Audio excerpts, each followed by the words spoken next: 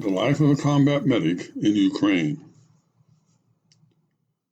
Back when I was an infantryman in the Vietnam War, I came across quite a few brave soldiers. And although it's true that most heroes are not made in heaven, but simply cornered somewhere on earth, it's also true that in times of war, there are always selfless and courageous warriors willing to go far beyond the call of duty. And it was my experience that they were often medics. The job of a wartime medic is inherently dangerous because they are called upon to go to the aid of a wounded soldier who is usually lying in a kill zone, meaning that whoever or whatever tried to kill the wounded soldier now has the medic in his sights too.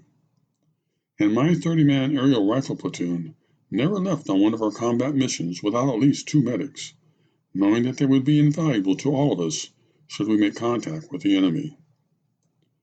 As I have mentioned before, I have a longtime pen pal in Ukraine named Ina, and she's been very good about keeping me updated on what is really going on in the seemingly endless war that is raging in her beloved country. She lives in northwestern Ukraine, near the Belarus border, and her husband is off doing what he can to win the war. She's been volunteering since the fighting started, collecting funds and helping get everything from food and clothing to handmade camouflage nets to the soldiers at the front. She has met lots of interesting people along the way, and recently had a lengthy conversation with Alexei Kuznier, a decorated Ukrainian medic who's been saving the lives of Ukrainian soldiers since the full-scale Russian invasion began. And their conversation went something like this.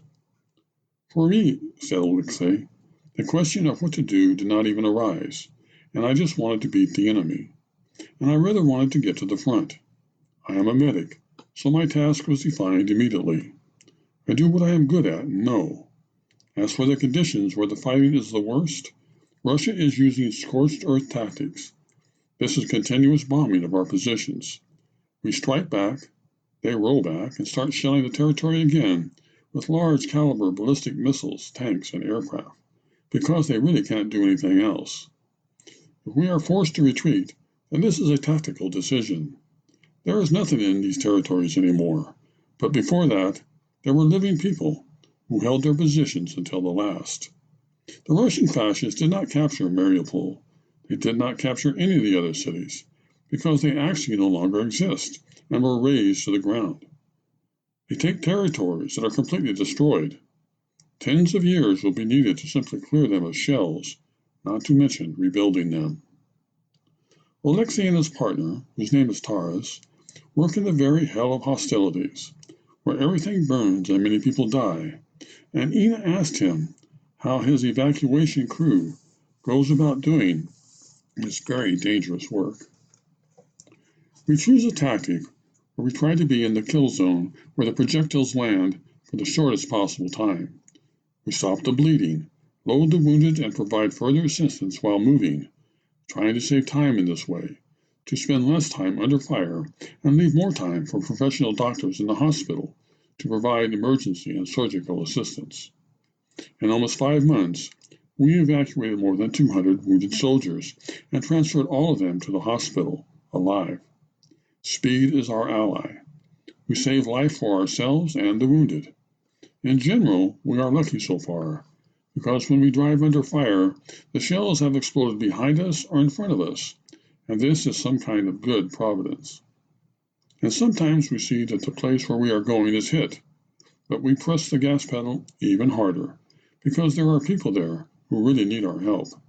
And sometimes we only have 15 minutes, because after the arrival there is a moment of recharging. So during this time, we have to stabilize and load the wounded as fast as we possibly can. Ina asked Alexei how he can keep smiling and joking in such terrible times. Well, he answered, it makes little sense to be sad, nervous, and stressed, while I can be smiling and happy. So I choose to be smiling. It is easier for me, and for my sworn war brothers, my wife, and everyone who knows me.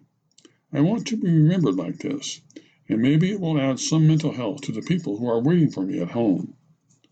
Many wonderful people I knew have died in this war, and here, like nowhere else, I understand the value of human life. And even if I die, I will know that I did not live this life in vain. I did a lot, implemented a lot of projects, saved lives, destroyed the enemy. To die for such a just cause is a very dignified death, and even a way to be remembered longer. Plus, I am a citizen of Ukraine, and it is my duty to protect the motherland. It is an honor for me. Not everyone is ready to do it, and not everyone needs to go to the front. But if you want to feel like a citizen of the state, if you want to do something for the state, this is a very good way to realize it. I am very happy about American aid and all the weapons that are coming to us, because they are already working. And there will be even more, and we will have an advantage, and therefore victory. Alexei carries the flag of Ukraine in his breast pocket, and the prayer of a Ukrainian nationalist is written on the back of his bulletproof vest. Maybe this flag and this prayer are what have saved me until now, said Alexei. We must all appreciate life, love the land we live on, rejoice in every moment, and give thanks for the day we have lived. Thank you for the contribution of every American, every ally, and together we will win. Glory to the armed forces. Glory to Ukraine.